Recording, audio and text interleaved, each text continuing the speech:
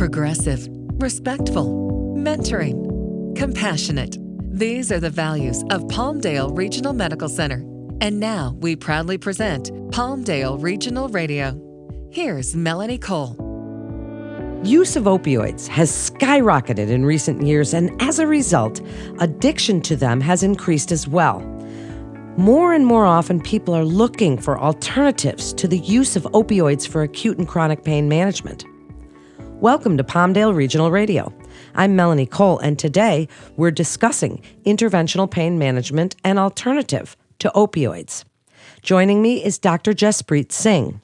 He's a double board certified physician in pain management and physical medicine and rehabilitation, and he's a member of the medical staff at Palmdale Regional Medical Center. Dr. Singh, it's a pleasure to have you join us today. Before we get into pain management, this burgeoning field that you're in, tell us a little bit about pain itself.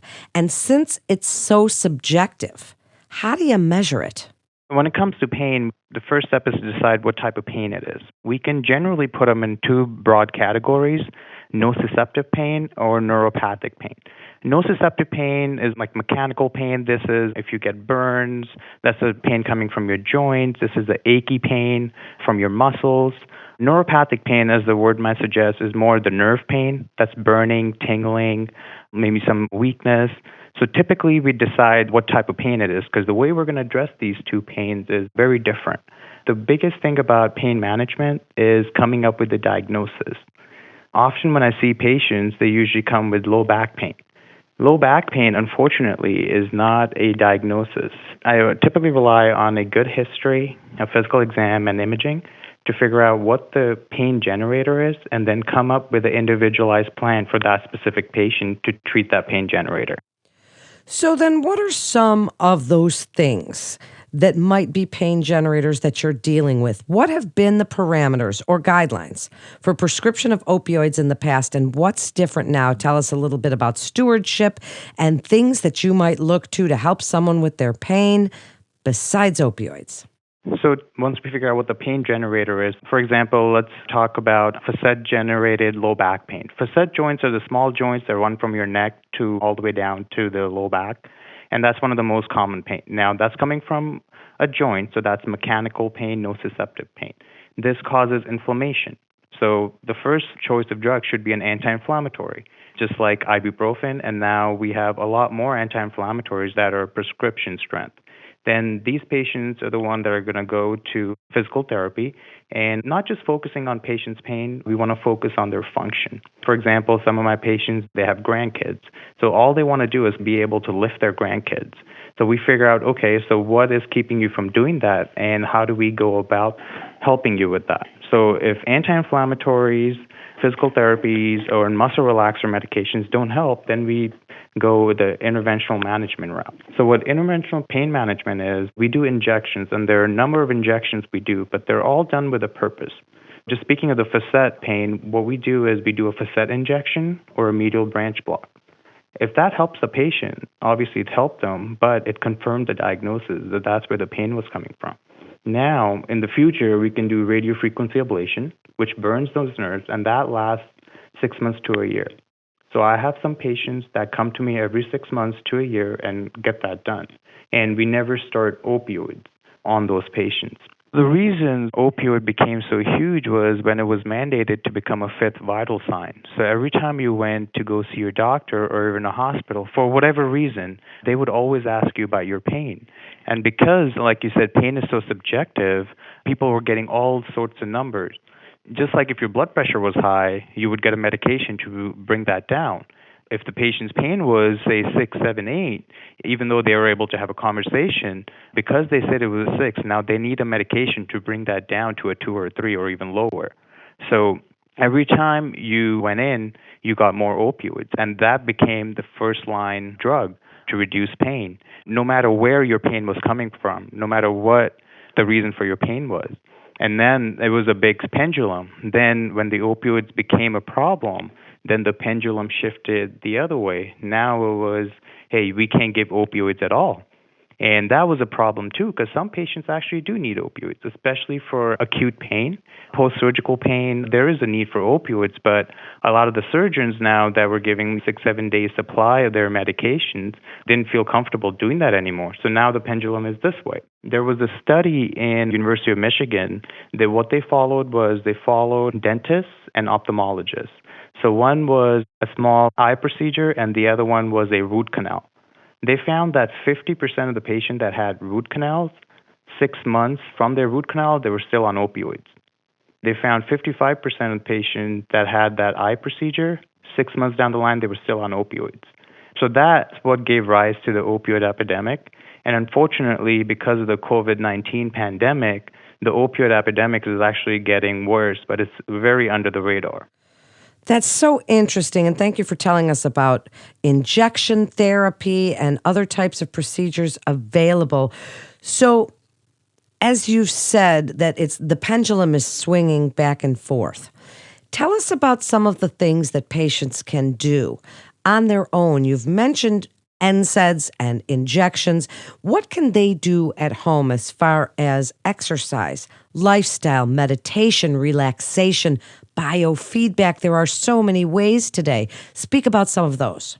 Yeah, you're right. There are a lot of things that patients can do. So I usually compare sometimes pain management to cardiology. If you have heart problems, you get medication, but you have to make lifestyle changes as well. You do all the preventative things that you're supposed to. Same thing goes for pain management. Of course, you need medications, interventions, but when you go to physical therapy, you go with the goal to learn a home exercise program. So every time, I don't like to send my patients blindly to physical therapy because we get limited number of sessions per year. I only send my patients for like 5-6 sessions and keep the remaining in our back pocket in case a patient need, quote unquote, a tune-up later on down the line. But you go there, you learn a home exercise program, and you make that part of your life, daily part of your life, do 20 to 30 minutes of those exercises. Another part of pain management that often gets ignored is behavioral health. If a lot of patients that have, say, depression, bipolar disease, other psychiatric problems, if they're not addressed, their pain will not get better. So I tell my patients, I've never met anyone who's depressed and their pain be controlled, and vice versa. So if you're in pain, obviously your mood is not going to be controlled. So I typically team up with, depending on patient's insurance, with local behavioral health expert and form a partnership with them so that between us, I can help with pain and they can help with mood. And they do a lot of biofeedback as well. So this way, patient gets an insight in their own diagnosis and they can be well-rounded and we can provide a better multimodal approach. Well, that's what's so important, is that multimodal approach. You've given us really something to think about, Dr. Singh. As we wrap up, please give listeners your best advice that are suffering from chronic pain, whether it is in their back or their legs or their knees, wherever they suffer pain, and why you think it's important for them to see an interventional pain management specialist. Tell us a little bit about what's exciting in your field and give the listeners your best advice about pain. I tell my patient, don't be okay with just living with pain. Often chronic pain, it's called chronic for a reason. So if you come to me and you're thinking, hey, my pain will be 0, that might not be true. But if you're living at a 6-7, my goal is to bring you down to like a 2 to a 4. This way, we go back to the functional aspect of things. So your pain is lower where you can do things that you enjoy doing.